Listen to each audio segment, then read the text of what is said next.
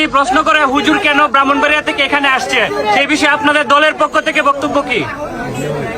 আসলে আরেকটি বিষয় বলতে চাই, আল্লামা তাহেরি সুন্নি মুসলমানদের জাতীয় নেতা।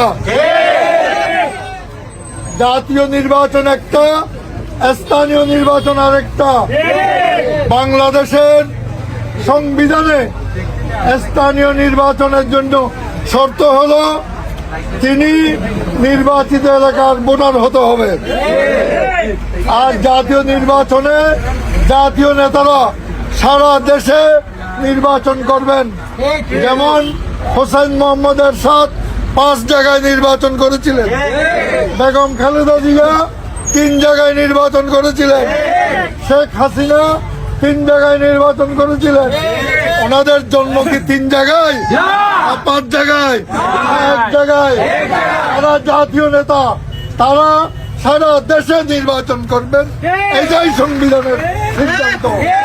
এই সিদ্ধান্তকে সামনে রেখে তাহেরি সাহেব বাংলাদেশের যে কোনো জায়গায় নির্বাচন করবেন, কারণ তিনি সুন্নি মুসলমানদের জাতীয় নেতা। জাতীয় নেতারা সর্বত্র জাতীয় নির্বাচনে অংশগ্রহণ করতে পারে।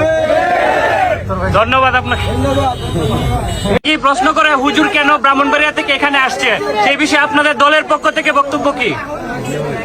আসলে আরেকটি বিষয় বলতে চাই, আল্লামা তাহেরি সুন্নি মুসলমানদের জাতীয় নেতা।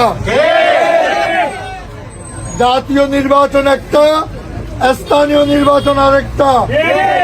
বাংলাদেশের সংবিধানে স্থানীয় নির্বাচনের জন্য শর্ত হলো তিনি নির্বাচিত এলাকার ভোটার হতে হবে। আর জাতীয় নির্বাচনে জাতীয় নেতারা সারা দেশে নির্বাচন করবেন।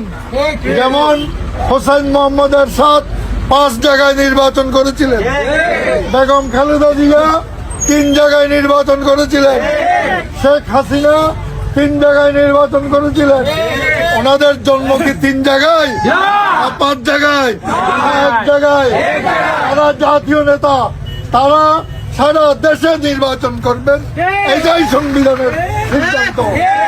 এই সিদ্ধান্তকে সামনে রেখে তাহেরি সাহেব বাংলাদেশের যে কোনো জায়গায় নির্বাচন করবেন, কারণ তিনি সুন্নি মুসলমানদের জাতীয় নেতা।